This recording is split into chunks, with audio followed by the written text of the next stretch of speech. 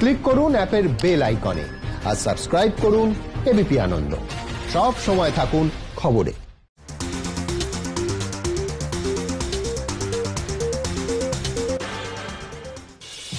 নমস্কার, এবিপি আনন্দে আপনাদের স্বাগত। আমি শিলাদিত্য। শুরু করছি এক ডজন গল্প। সোমবার থেকে রাজ্য সরকারের দফতরগুলিতে 70% কর্মী নিয়ে কাজ শুরু হয়েছিল। মঙ্গলবার রাজ্য সরকারি কর্মচারীদের জন্য আবার নতুন নির্দেশিকা জারি করল নবান্ন। নির্দেশিকায় বলা হয়েছে, করোনা আবহে বাধ্যতামূলক নয় 70% উপস্থিতি। অর্থ দফতরের বিজ্ঞপ্তিতে বলা হয়েছে, শুধুমাত্র উপসর্গহীনরাই অফিসে আসতে পারবেন। অল্প জ্বর, সর্দি কাশি হলেও অফিসে আসা যাবে না। কন্টেনমেন্ট জোনে বাড়ি হলে আসা যাবে না অফিসে। কন্টেনমেন্ট জোনে বাড়ি হলে ওয়ার্ক ফ্রম হোম। যে ঘরে একাধিক কর্মী অফিসার বসেন সেখানে 10 জনের বেশি নয়। দুটি ডেস্কের মাঝে দূরত্ব হতে হবে কমপক্ষে 2 মিটার। বিধি মানতে উপস্থিতির হার 70% কম হলে অসুবিধা নেই। আলাদা কেবিন থাকলে আধিকারিকদের সব কাজের দিনে আসতে হতে পারে। সংক্রমণ এড়াতে সব কর্মীদের মাস্ক পরা, দফায় দফায় হাত স্যানিটাইজ করা বাধ্যতামূলক। মুখোমুখি বসে বৈঠক করা যাবে না। ন্যূনতম 2 মিটার দূরে দাঁড়িয়ে কথা বলতে হবে। সরকারি দফতরে লিফটে একসঙ্গে 3 জনের বেশি নয়। নজর রাখছি পরের খবরে। 3টি হাসপাতাল ঘুরেও ভর্তি না নেওয়ার অভিযোগ। 2 দিনের মধ্যেই বাড়ি থেকে উদ্ধার বৃদ্ধ বাবা, মা ও ছেলের মৃতদেহ। চাঞ্চল্য শোষণার সত্যনারায়ণপল্লীতে। ঘর থেকে উদ্ধার সুইসাইড নোট। সপরিবারে আত্মঘাতী বলে প্রাথমিক তদন্তে দাবি পুলিশের।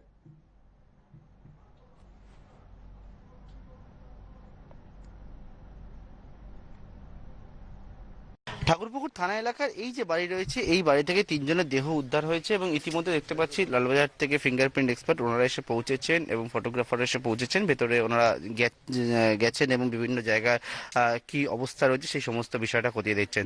তদন্তকারী আধিকারিকরা যে বিষয়টা জানান এবং স্থানীয়রা যে বিষয়টা জানাচ্ছে, এই যে বাড়িতে যখন আজকে সকালবেলা ওনারা আসেন, আসার পরে দেখতে পান যে দরজা ছিল সেই দরজা খোলা অবস্থায় ছিল। ভেতরে একটা ব্যাগ ঝোলানো ছিল দরজার মধ্যে। দরজা যখন খোলেন তখন ঘরের ভেতরে যখন যান ওনারা দেখতে পান যে মেঝের মধ্যে বৃদ্ধ তিনি পড়ে রয়েছেন এবং পাশে চক দিয়ে লেখা রয়েছে, আমরা 3 জনের মৃত। এবং উপরে যে বিছানাটি দেখা যাচ্ছে সেই বিছানার মধ্যে মশারি টাঙানো অবস্থায় ছিল এবং সেই ক্ষেত্রে কিন্তু ওনার বৃদ্ধের স্ত্রী এবং ছেলের সেখানে দেহ পড়ে রয়েছে। তারপর গোটা ঘটনার পর পুলিশ এই মুহূর্তে এসে পৌঁছেছে এবং গোটা ঘটনা তদন্ত করে খতিয়ে দেখার প্রক্রিয়া শুরু করেছে। পুলিশ যে বিষয়ে জানাচ্ছে, প্রাথমিকভাবে এটি আত্মহত্যার ঘটনা, তবে এর পেছনে অন্য কোনো আরও কারণ রয়েছে কিনা সমস্ত দিকটা খতিয়ে দেখছেন বর্তমানে তদন্তকারী আধিকারিকরা। ক্যামেরা ভগবান সার সঙ্গে প্রবীর চক্রবর্তী, পার্থপ্রতিম ঘোষ, এবিপি আনন্দ, কলকাতা। এই ঘটনার প্রসঙ্গে পুলিশ কি বলেছে শোনাবো। অসুস্থ হয়েছিলেন, তারপরে হসপিটালে গেছিলেন। হসপিটাল থেকে প্রাথমিক চিকিৎসার পরে ওনাদেরকে ছেড়ে দেওয়া হয়েছিল। তারপরে বাড়িতে চলে এসেছেন, তারপর ওনারা সুস্থ হয়ে গেছেন। কিন্তু মানে ওই দিন রাতে বেশি যা কিছু আছে হসপিটালে পড়ে থাকলো।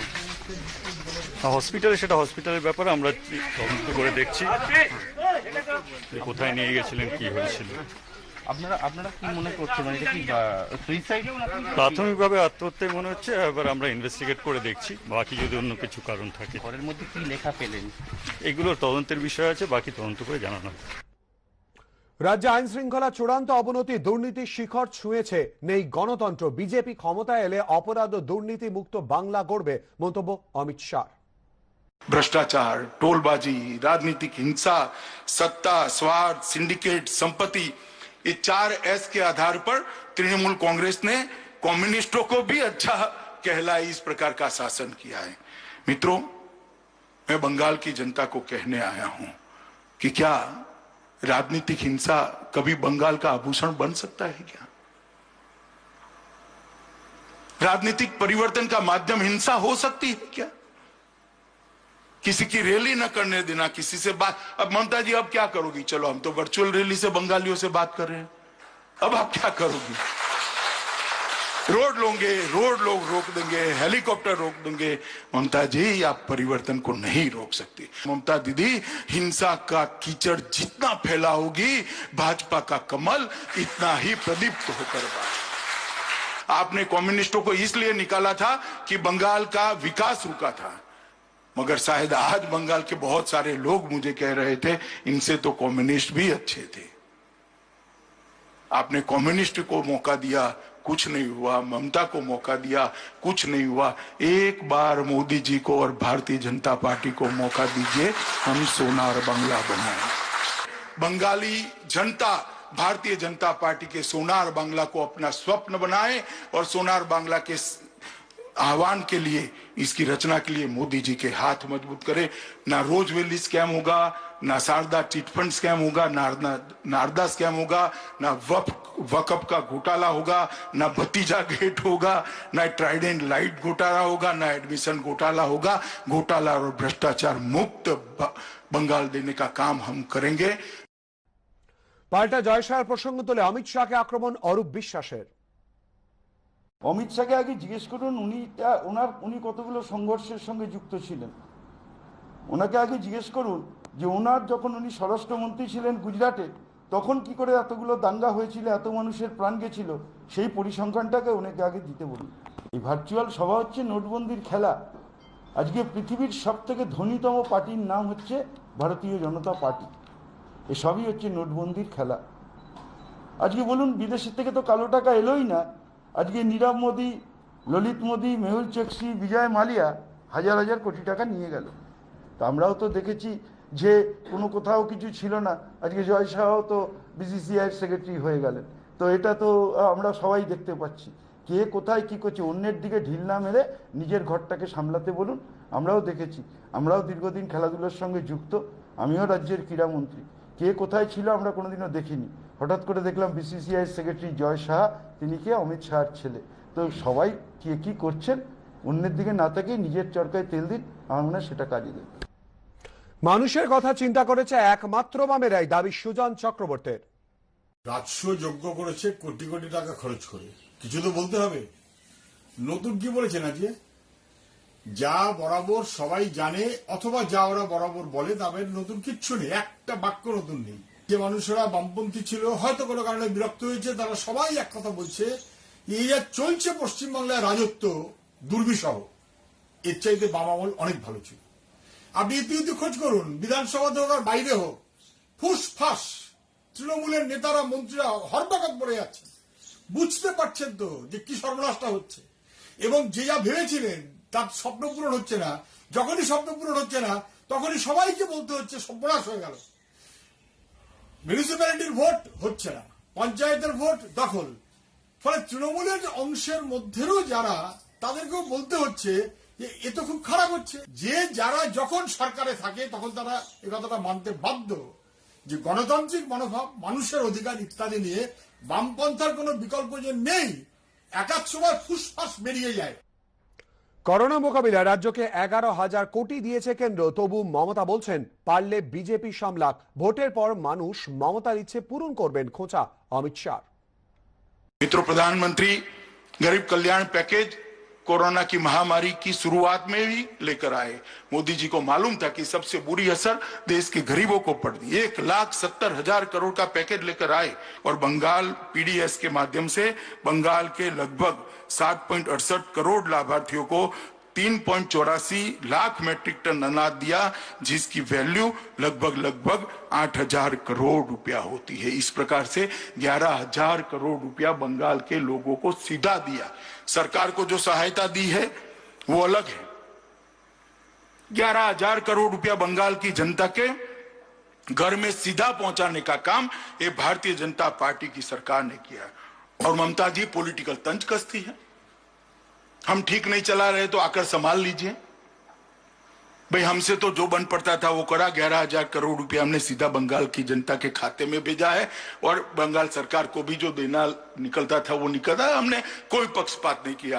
मगर आप हमें कह रही है ममता जी की भाजपा वाले संभाल ले, तो मैं आपको कहना चाहता हूं कि बंगाल की जनता आपकी इच्छा बहुत जल्द पूरा करने वाली है। चुनाव के अंदर बंगाल में भारतीय जनता पार्टी की सरकार बनने वाली है। উম্পুনের তাণ্ডবের পর কেন্দ্রের কাছ থেকে 1,000 কোটি টাকা পেয়েছে, কিন্তু ক্ষতি হয়েছে 1 লক্ষ কোটি টাকার। এখনো বাকি টাকা দেয়নি কেন্দ্র, আক্রমণ Derek ওব্রায়েনের। The figures, challenge these figures, 53,000 crores. 36,000 crores owed to Bengal from centrally sponsored schemes, devolution of funds 11,000 crores, food subsidy 3,000 crores, GST last 2 months about 3,000 crores. Yes, you have cleared the GST now for the last year, December, January, February. So 53,000 crores is the figure. We're saying this publicly, challenge these figures. মমতাদি বলেন, আমরা চালাতে পারছি না তো আপনারা সামলান, আমাদের যা দেওয়ার কথা দিয়েছি, আপনার ইচ্ছা পশ্চিমবঙ্গের মানুষ খুব তাড়াতাড়ি পূরণ করবে। আক্রমণ অমিত শাহ। বিজেপি দলটাই হচ্ছে কথার ফুলঝুরি, আগামী 100 বছরেও বিজেপি আসবে না, পাল্টা অরূপ বিশ্বাস। 11,000 करोड़ रुपया बंगाल की जनता के घर में सीधा पहुंचाने का काम ये भारतीय जनता पार्टी की सरकार ने किया है। और ममता जी पॉलिटिकल तंज कसती है, हम ठीक नहीं चला रहे तो आकर संभाल लीजिए भाई, हमसे तो जो बन पड़ता था वो करा, मगर आप हमें कह रही है ममता जी की भाजपा वाले संभाल ले, तो मैं आपको कहना चाहता हूं कि बंगाल की जनता आपकी इच्छा बहुत जल्द पूरा करने वाली है। चुनाव के अंदर बंगाल में भारतीय जनता पार्टी की सरकार बनने वाली है। যারা বাংলার মানুষের পাশে দাঁড়ায় না, মাত্র 1% কম সহযোগিতা দিয়ে বাংলার পাশে না থেকে শুধু ভার্চুয়াল সভা করে হাজার হাজার কোটি টাকা খরচা করতে পারেন, তারাই তো বাংলার দায়িত্ব। বাংলার মানুষ রাজনৈতিকভাবে সচেতন, বাংলার মানুষকে ভুল বোঝানো যায় না, বাংলায় দাঙ্গা করে হটে যেতে যায় না, এটা অমিত শাহ নরেন্দ্র মোদীকে বোঝা উচিত। বিজেপি মানেই হচ্ছে কথার ফুলঝুরি, নরেন্দ্র মোদী মানেই হচ্ছে বড় বড় কথা আর ভাষণ, কাজের কাজ কিছু হয়নি। ওরা ভাবছে দাঙ্গা করে ভার্চুয়াল সভা করে ক্ষমতায় আসবে, আগামী 100 বছরও বিজেপি বাংলায় ক্ষমতায় আসতে পারবে না। নিজাম প্যালেসে সিবিআই দফতরে করোনার হানা, আক্রান্ত সিবিআইয়ের উচ্চপদস্থ আধিকারিক সংস্পর্শে আসায় 22 জন সিবিআই অফিসারকে পাঠানো হলো হোম কোয়ারেন্টিনে। সংক্রমণের আশঙ্কায় নিজাম প্যালেসে 15 ও 16 তলা সিল করে দেওয়া হয়েছে। কর্মীদের আপাতত কোয়ারেন্টিনে থাকার নির্দেশ দেওয়া হয়েছে। এর আগে দিল্লিতে ইডির এক উচ্চপদস্থ আধিকারিকের করোনা সংক্রমণ ধরা পড়ে। করোনা আক্রান্ত সিবিআই এর একজন উচ্চপদস্থ আধিকারিক, তাই নিজাম প্যালেসের সিবিআই দপ্তর সিল করে দেওয়া হয়। এবং আমরা দেখতে পাচ্ছি সিবিআই এর যে নিজাম প্যালেসের অ্যান্টি কারাপশন ব্রাঞ্চ, সেই ব্রাঞ্চ এখন সিল করে দেওয়া হয়েছে এবং প্রত্যেক অফিসার আধিকারিকদের বলা হয়েছে যে তারা কিন্তু হোম কোয়ারেন্টাইনে থাকবে।